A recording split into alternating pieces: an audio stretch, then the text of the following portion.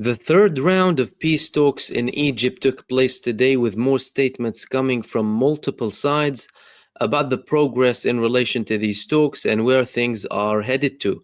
There was a statement issued by President Donald Trump, who is now saying he might actually join these Gaza talks on Sunday, as early as Sunday, so he'll head to Egypt. And reports are saying that the American administration is giving a deadline, which is Friday, to reach an agreement. There is more pressure now on the Israeli side, with more mediators coming in to support the Palestinian position. Let's begin with what President Donald Trump stated, and after that we'll go through all of the important developments and the progress on the ground in relation to these talks. Thank you very much. I was just dealing with people from the Middle East, Arab people and other people, on the potential peace deal for the Middle East. Peace for the Middle East, that's a beautiful phrase, and we hope it's going to come true, but it's very close. And they're doing very well. We have a great team over there, great negotiators, and there are unfortunately great negotiators on the other side also. But it's something I think that will happen, got a good chance of happening. I may go there sometime toward the end of the week, maybe on Sunday, actually, and we'll see. But there's a very good chance negotiations are going along very well. We're dealing with Hamas and many of the countries. As you know, we have all of the Muslim countries are included. All of the Arab countries are included. Very rich countries and some that are not so rich, but just about everybody's included. It's never happened before. Nothing like that's happened before. And our final negotiation, as you know, is with Hamas. And it seems to be going well. So we'll let you know. If that's the case, we'll be leaving probably on Sunday, maybe Saturday, maybe a little later than Saturday evening, but that seems to be our schedule.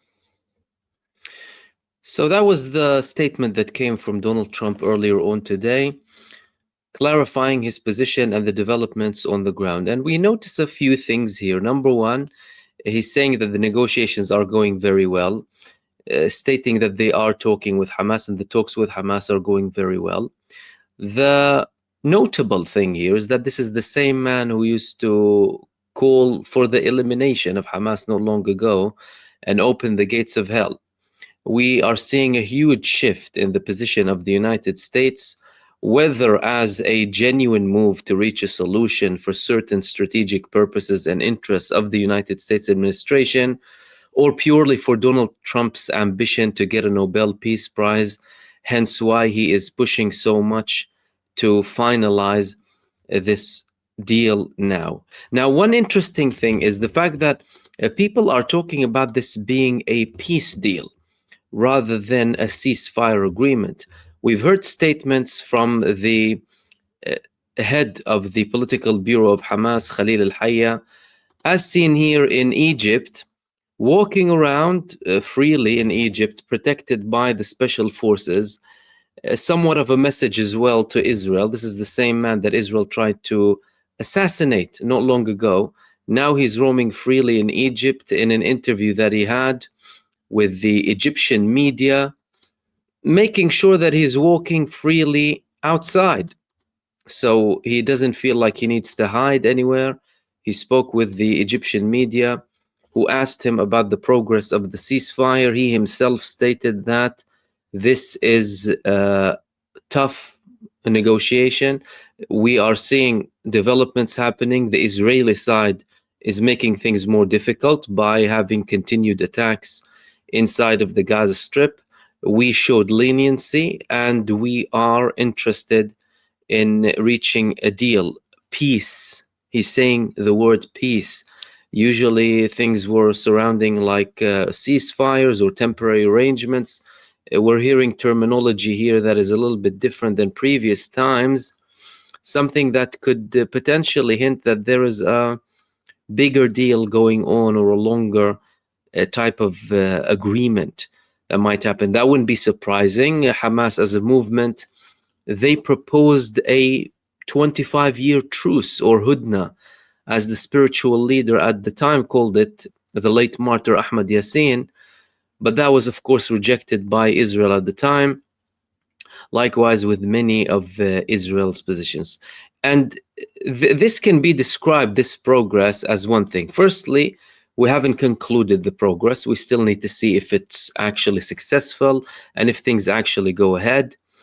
But the second thing is, if Israel and Netanyahu are pushed towards this agreement, which already includes certain things that Israel was insisting on. Let's not forget total security over Gaza, Israeli expulsion of the Palestinian people and the ethnic cleansing, Israel resettling in Gaza. They don't forget all of these things. They are out of the question. As a matter of fact, some of them are embedded clearly in the document of Donald Trump. And despite the fact that they included certain things, this document from Donald Trump that the Palestinian resistance clearly hasn't accepted, it's still going ahead with those demands being very clear. How? Well, today more parties joined these talks. One of them was the PIJ, which is the second largest armed resistance movement inside of the Gaza Strip, alongside the Popular Front for the Liberation of Palestine. And there was a statement coming from a senior figure in the political bureau of the PIJ called Muhammad Haj Musa, saying that the talks are for a deal and a prisoner exchange, not weapons or the future of Gaza. So we are understanding here from more participants in these negotiations that some things are totally out of the question. And they're saying that the weapons that they don't belong to a certain movement, they belong to the people. No one has the right to take them away from them. And also things like the future of Gaza or these delusions of Tony Blair running a peace board or whatever, they're out of the question because some certain things require consensus from the Palestinian side, and that cannot be achieved with only certain political movements in Gaza or in Palestine altogether. Turkey started to participate today as well. Yesterday we spoke about the list of participants that were expected to be today. Of course, Witkoff and Kushner, a Turkish intelligence minister, the prime minister of Qatar as well.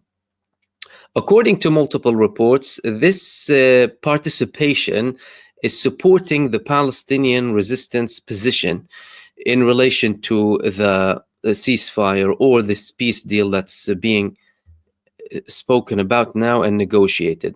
There was also a clarification from the Turkish foreign minister, who was previously the intelligence minister, Hakan Fidan, who said that Netanyahu always has a plan B to sabotage the negotiations on Gaza, and I don't think he has any room to maneuver now.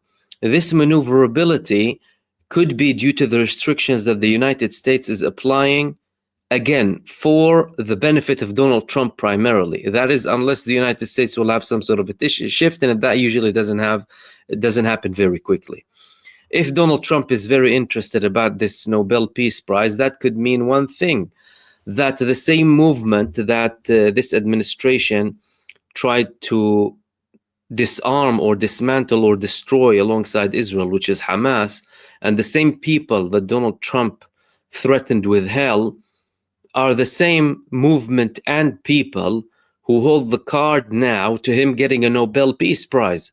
That's a very strong position of the Palestinian side here, and that would also strengthen their demands and make them stick to their demands, because what's at stake here is the Israeli and American sides are trying to enforce a surrender agreement. Of course, the original document that came from Donald Trump was clearly tampered with by Netanyahu, which he later, of course, published, Donald Trump.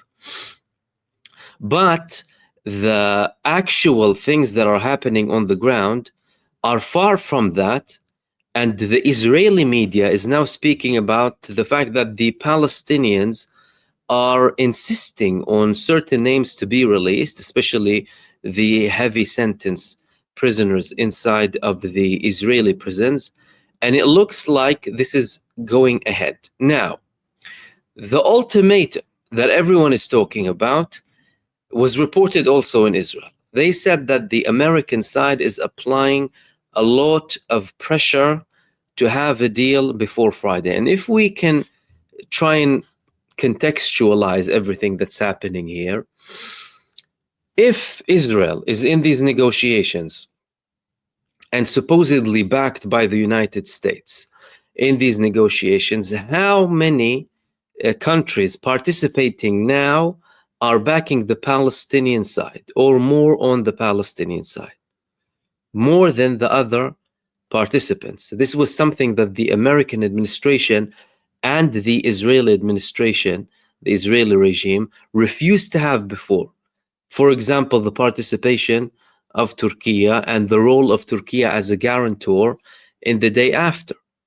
All of a sudden, they are in. The Egyptian side is clearly having a solid position with the Palestinians, especially because they view what Israel is doing in Gaza as a breach of the Camp David Accords, especially their occupation of the Philadelphia corridor. From an Egyptian perspective, Israel needs to be expelled from that area, and any demand that comes from the Palestinian side that pushes for the expulsion of Israel from there as soon as possible will be supported and will be backed by the Egyptian side. Because from an Egyptian perspective, having an Israeli force on their borders with Gaza is problematic and opens the doors for more vulnerability in the Sinai Peninsula, and they know very well that Israel has its eyes set on the Sinai Peninsula. So what we can conclude here is as follows. The talks are moving on and developing rapidly.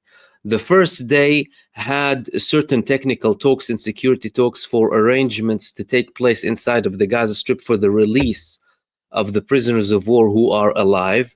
The Palestinian resistance clarified that certain bodies of prisoners of war may not be found in that short period of time, so they will be releasing them later on. Quickly, it turned into a senior political delegation led by the senior figures in each delegation, in each country, with more participation from other Palestinian resistance factions and also a participation from Turkey. Again, meaning that they went ahead with the security developments and arrangements on the ground. Today, there were still people martyred inside of the Gaza Strip, 8 reported to be martyred, with less intensity of attacks from the genocidal terror forces of Israel. The resistance, on the other hand, still carried out multiple actions against Israel, with an attack on the Netzarim line, and the report said that the Palestinian resistance actually tried to kidnap another Israeli soldier and take him as a prisoner of war. So from that front, things are not going anywhere. More reports that the militias of the Abu Shabab militia that are tied with Israel, some of them are going back to Hamas and the Palestinian side after they were promised amnesty. If they come towards them and cooperate with them, they'll be protected, which puts these militias that Benjamin Netanyahu relied on in Gaza in a very problematic situation. If they are going to withdraw at the end of the day, the Palestinians said the final prisoner of war will not be released up until the final withdrawal from Gaza. So even this initial line that Donald Trump pushed for or published as an initial withdrawal, which means something that already happened, by the way, we are expecting more.